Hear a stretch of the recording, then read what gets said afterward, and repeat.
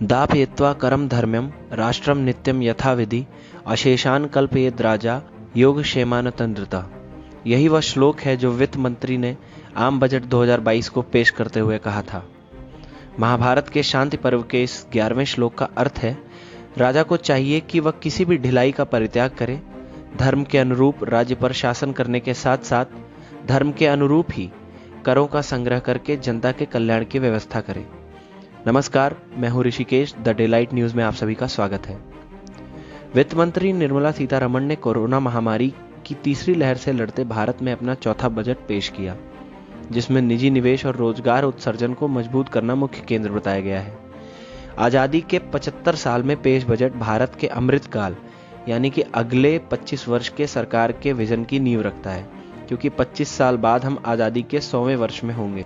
जहां एक ओर इस बजट को निवेश में अवसरवादी बताया जा रहा है, वहीं दूसरी ओर महंगाई और महामारी की मार झेलते मध्यम वर्गीय लोगों के लिए इसे एक झुंझुना बताया जा रहा है। आइए नजर डालते हैं आम बजट 2022-23 पर। क्या मुख्य बिंदु रहे, किस सेक्टर को क्या क्या मिला और कहां पर चूक हुई। सबसे पहले हम बात करते हैं इंफ्रास्ट्रक्चर यानी कि आधारभूत संरचना की। PM Gatishakti master plan for expressways के तहत 25,000 किलोमीटर नेशनल हाईवेज यानी राष्ट्रीय राजमार्गों के जाल को बढ़ाया जाएगा। बजट में राज्यों को 50 साल के लिए 1 लाख करोड़ का ब्याज रहित लोन दिए जाने का प्रावधान है, जिससे आधारभूत संरचना को विश्व स्तरीय बनाया जा सके। हर एक स्टेशन से एक उत्पाद को पहचान मिलेगी, जिसमें लोकल व्यापार और सप्लाई चेन को मजबूत किया जा सके। 400 नई जनरेशन की वंदे भारत ट्रेन शुरू की जाएंगी। खेती की बात करें तो बजट में केमिकल रहित प्राकृतिक खेती पर अधिक जोर दिया गया है, जिसके पहले चरण में गंगा क्षेत्र के 5 किलोमीटर के दायरे में किसानों को प्राकृतिक खेती सीखने में मदद मिलेगी। प्राकृतिक खेती निश्चित रूप से एक बड़ा कदम है, लेकिन आज किसान केमिकल फर्टिलाइजर्स पर पूरी तरीके से निर्भर है। उस निर्भरता को कैसे कम किया जाएगा, इस पर सरकार ने कोई गाइडलाइन नहीं दी है। बजट में किसान ड्रोन्स का इस्तेमाल बढ़ाए जाने का प्रावधान है, जिससे किसान फसल की देखभाल कर सके। साथ ही जमीनी रिकॉर्ड्स का लेखा जोखा भी डिजिटल होगा। 2.37 लाख करोड़ एमएसपी का सीधा भुगतान 163 लाख किसानों को किए जाने की बात की गई है। केन बेतवा लिंक प्रोजेक्ट से 44,605 करोड़ की लागत से 9.1 लाख हेक्टेयर किसानों को सिंचाई और पानी की सुविधा का लाभ मिलेगा। बात करते हैं व्यवसाय की, तो बजट में एमएसएमई क्रेडिट गारंटी ट्रस्ट की तरफ से 2 लाख करोड़ की योजना का प्रावधान है, जिससे कि छोटे बिजनेस को बढ़ावा मिल सके।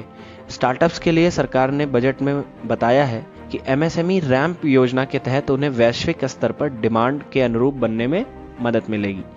कौशल विकास के लिए 75 ई लैब्स बनाई जाएंगी। भारत का प्रमुख अंग है शिक्षा। भारत में कोविड महामारी का शिक्षा पर बहुत बुरा प्रभाव पड़ा। इस दौरान बहुत से बच्चों को शिक्षा से दूर ही रहना पड़ा। अगर हम बात करें ग्रामीण और पिछड़े क्षेत्र के बच्चों पर, तो वहां वह शिक्षा से वंचित रहे।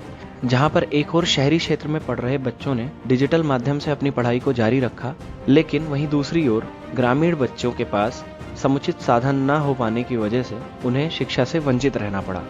इस पहलू को ध्यान में रखते हुए पीएम ई विद्या स्कीम के तहत सरकार कक्षा 1 से 12 तक के बच्चों के लिए उनकी अपनी स्थानीय भाषा में 200 टीवी चैनल्स उपलब्ध कराएगी।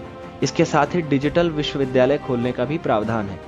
ऐसे में भारत का एक बड़ा तबका जो डिजिटलाइज रूप से सक्षम नहीं है, उनके पास कोई इलेक्ट्रॉनिक गैजेट्स नहीं है, उनके लिए ये प्रावधान एक झुंझुना हो सकता है, क्योंकि अभी तक सरकार की इस पर कोई गाइडलाइन नहीं है।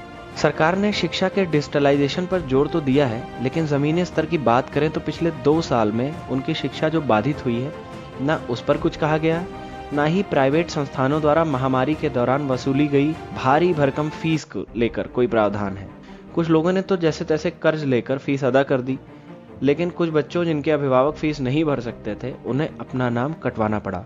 ऐसे में सरकार का इन विषयों पर कोई विशेष प्रावधान नहीं आया है।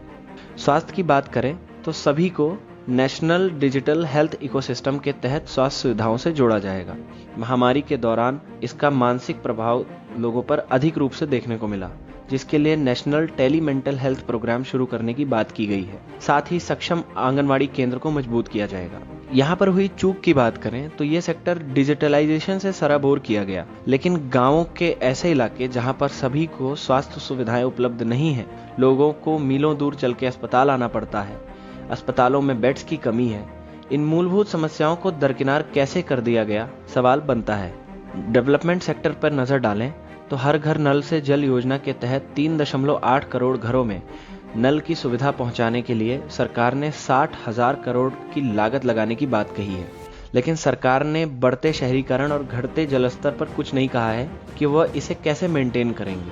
48,000 करोड़ की लागत से 80 लाख लोगों को पीएम आवास योजना का लाभ मिलेगा।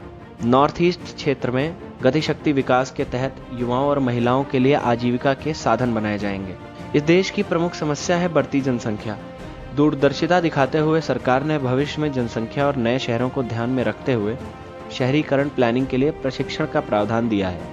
आज animation, visual effect, gaming, comic यानी AVGC वैश्विक स्तर पर डिमांड में है। सरकार ने युवाओं के लिए इसमें रोजगार का एक नया अवसर देखा है। AVGC टास्क फोर्स से युवाओं का निर्देशन किया जाएगा और इसे ग्लोबल मार्केट के लिए तैयार किया जाएगा। सरकार ने यहाँ पर दुनिया का मौजूदा ट्रेंड फॉलो किया है। इस साल से 5G स्पेक्ट्रम का आवंटन भी किया जाएगा। बजट में बैंकिंग क्षेत्र को ध्यान में रखते हुए 1.5 लाख डाकखानों को पूर्ण रूप से बैंकिंग सिस्टम से जोड़ा जाना बताया गया है। विदेश यात्रा में सहूलियत के लिए ई-पासपोर्ट की सुविधा का प्रावधान है। RBI ब्लॉकचेन टेक्नोलॉजी से डिजिटल रुपी को लॉन्च किया जाएगा। बात करते हैं ग्रीन इकोनॉमी की। इलेक्ट्रॉनिक व्हीकल को बढ़ावा दिया जाएगा तथा उनकी चार्जिंग के लिए बैटरी स्वैपिंग पॉलिसी पर काम किया जाएगा। साथ में बजट में 7.5 lakh crore clean green economy और शुद्ध वातावरण के लिए आवंटित होंगे। फ्यूल की ब्लेंडिंग को वरीयता दी गई है, जिससे कि ईंधन यानी फ्यूल थोड़ा सस्ता हो सकता है। रक्षा के क्षेत्र में आयात को कम करके आत्मनिर्भरता को जोर देने की बात कही गई है। डिफेंस का 25% रिसर्च और डेवलपमेंट इंडस्ट्री और स्टार्टअप में खर्च किया जाएगा। टैक्स की बात करें तो वेतन पा रहे मध्यम वर्ग के लिए टैक्स में कोई बदलाव नहीं होगा। सरकार ने सभी डिजिटल एसेट जैसे क्रिप्टो करेंसी, NFTs पर 30% टैक्स लगाने का निर्णय लिया है। राजकोषीय घाटा को GDP के 6.4% पर रहने का एस्टिमेशन है। एक्सपोर्ट को बढ़ावा देते हुए कई प्रोडक्ट्स के इंपोर्ट पर कस्टम टैक्स बढ़ाया गया। भारत को आत्मनिर्भर बनाने की सीमा रेखा तय की गई है। यह तो थे बजट के मुख्य बिंदु, लेकिन बात करें हुई चूक की तो महंगाई, महामारी और बेरोजगारी की मार झेलते मिडिल क्लास वर्ग को टैक्स से कोई रियायत नहीं दी गई है। बेरोजगारी को लेकर, नौकरी को लेकर सरकार ने कोई खास प्रावधान नहीं दिया और ना ही कोई क्लियर कट स्ट्रेटेजी बताई।